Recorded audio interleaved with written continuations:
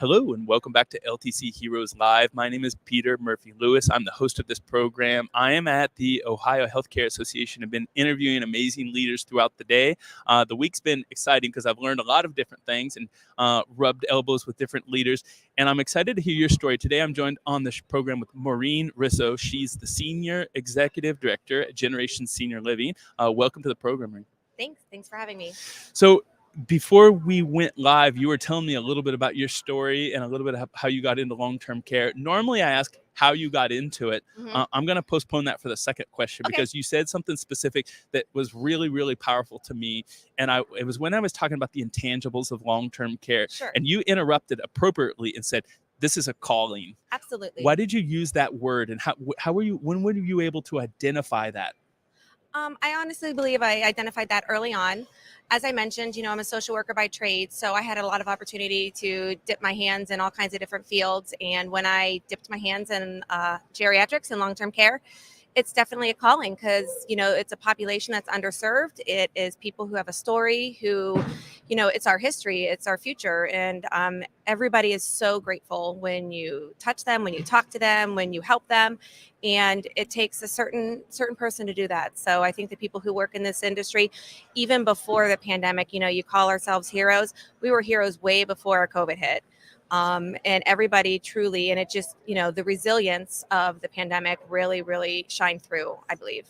The story of how you got into long-term care, I'm going to ask you about that initiation story, but I'll tell you right away where I kind of want to transition into is at what point were you able to express what you just said when you determined that you realized it was a calling? Because you didn't get into long-term care because you have 25 family members who were in it or because you knew at the age of 10. So tell me your story. But then when did you know you were going to be a lifer long-term care? I didn't realize I was going to be a lifer when I started it, but I just realized when I was up there and experiencing it, I had my opportunity to experience geriatrics at the Cleveland Clinic. And I was a kid in some sense, just, a newly grad. And I never even thought of it. I touched these people and I spoke with these people and I saw the reaction of how they just were so grateful for the opportunity for somebody to listen to them, to help them, to navigate, waters they don't understand. So I just fell in love with it. And I'm like, this is something I want to do. And I never left. I've been doing it for 28 years and I love it. Let me back that up. One of the things that I love about long-term care is what I learn and how it changes me outside of my work. Sure. As a father, Sure. As a husband, as a son, the way that I Sure. look at my parents as they're aging and make sure that the way that I embrace them and be a better listen and slow down. How has it changed you outside of your 9 to 5 or probably 7 to 7? I have a large family and I think I'm that navigator for all of them. They come to me because you just don't know. But, there's one thing that we're all going to do is we're all going to age and they don't know where to go, how to go, from insurance plans to diagnoses to medicines, all of these things. And it's thrown at them. It's thrown at them at so many different levels. It's just, I have been that family navigator. My mom's the youngest of 8. My dad's got a ton of folks out there too, and they all call me. So I'm like, no, Aunt Jane, you got to go this way. You got to do it this way. Get a second opinion, understand the options that you have, because it's very, very confusing for folks that don't know.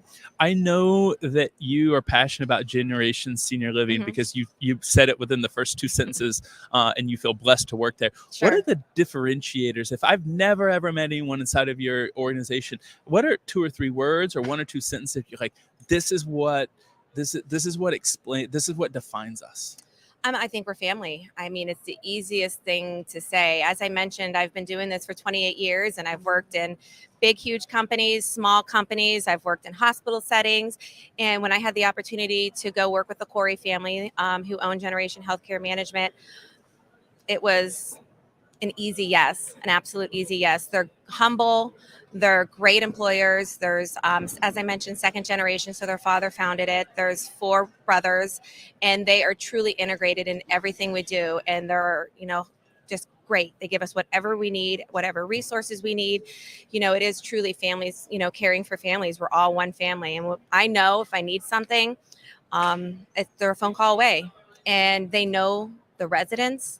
They know the families. They're personable. They're just great people. I'm guessing when you're recruiting someone or interviewing someone, whether it be a CNA or a dietitian or even a janitor or an Sure. RN, there's a specific attribute or characteristic that you're looking for to make sure that it lines up with what you just described as family. What does that attribute look like, or how do you ask a question to start to feel if they're going to be a good cultural fit? Absolutely. Anytime I interview anybody, I don't care if it's, a head nurse or, a housekeeper. I tell everybody we're all caregivers. And what I say, it's a small group of people, in the assisted living world. You don't have the pool of employees you might see in a nursing home or a hospital setting. So we all are, each other. We come from different backgrounds, different cultural needs, different things like that. But I tell people, I go, if you come to work and if you're kind, you're going to love it. Because the people who come to work are awesome. We enjoy, we laugh, we have fun. And I say, those are the two big things. Anything else we can teach you, you can learn, but be nice, be kind, and come to work, and you're going to love your job. I'm going to ask you to give a shout out to one person on your team who you think is kind of the epitome of that be nice, family-focused culture. And we don't have time to go through your whole staff, so don't feel like you're being left out if you're not mentioned. But when you're describing that person, there's someone in your mind, you're like, wow, this person really represents our brand, and I'm proud that they've been with our organization. And I think we should shout them out and celebrate, because we've survived 3 difficult years of pandemic. Oh, absolutely. So let's give a shout out to that person. Oh, I would love to shout out one of my nurses, Maureen. She is beyond fantastic. She touched me in so many ways. She's touched the residents. She actually has been with the company longer than I have and worked her way up. She was a caregiver, went to nursing school, became a nurse with us.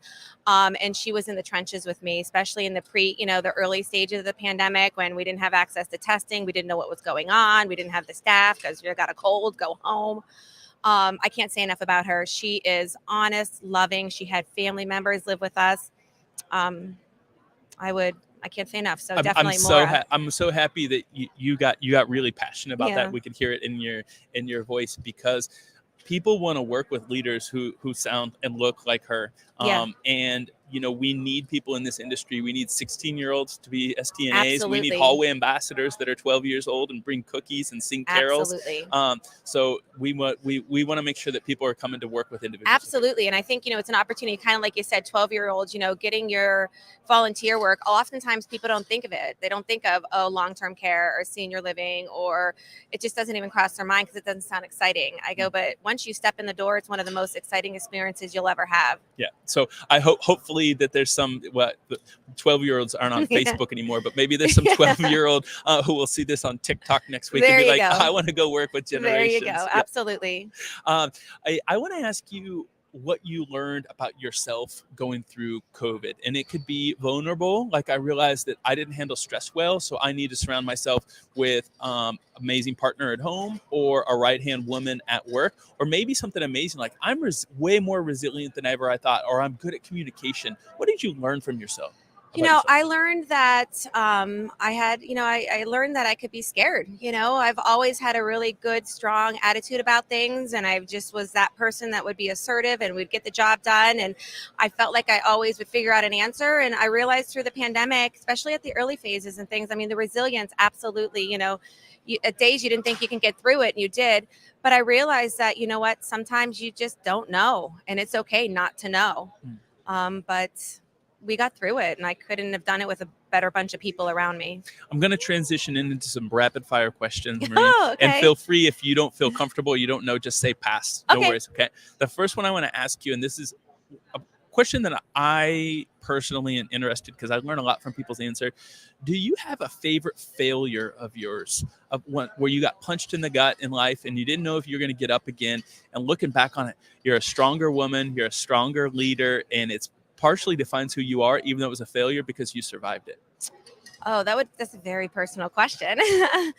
I had a personal experience in life. I had a really personal loss. And I thought that I couldn't overcome it. And I didn't think I would want to work anymore. But I had people who loved me, people who were around me, and they picked me back up, and I was a better person because of it. What did you learn about yourself today? How are you a better person? I think I'm more compassionate about people who go through certain losses in their lives. I'm more understanding and more empathetic. I listen more. My next question is, if you could have a giant billboard on the highway that millions of people would see over 6 months or a year, what would the billboard say and why? It's easy to be nice. Because it is. Yeah. There's so much cruelty in the world I Oh. see, and with social media and the access and the bullying you see, and that bullying doesn't end. It doesn't end when you're 5. You see adult bullies, they grow up to be them. I mean, it's so easy to be kind. I think it's hard and difficult. It's exhausting for people to be fighting and angry. Why? It's easy to be kind. I love it. I've never had that answer, and I don't remember the stat, so I'm going to butcher the stat, but I'm going to paraphrase it. They always say that it takes more muscle and more calories to put on a frown than it does to smile, right? Yes, correct. I think there's 28 more muscles you have to use to frown or something like that. Yeah, I should have listened to that ad better. As we start to wrap up, I want to ask you, if you have a 16-year-old neighbor, girl or boy, junior in college, junior in high school, looking for direction, and they're like, I see you go to work, I see you smile, I see the way that you lead in our community, you're always passionate, you got a certain amount of energy about you. I want to go into long-term care. What advice would you give them? I would say absolutely try it out. Come to work with me for a day. We bring our kids all the time. I have a 11-year-old at home. I have a nephew right down the street that's 13. They're there all the time. And the residents love it. And then even, my son and my nephews, they enjoy it too, because they connect, they get back, they have that, ability to communicate with certain residents, and then they know what they like. And, they go and they're like, oh, well, Mrs. Jones likes, her coffee with cream. I'm like, okay, you don't know how I like my coffee, but you know how Mrs. Jones likes her coffee. So I think it's meaningful. It gives them purpose.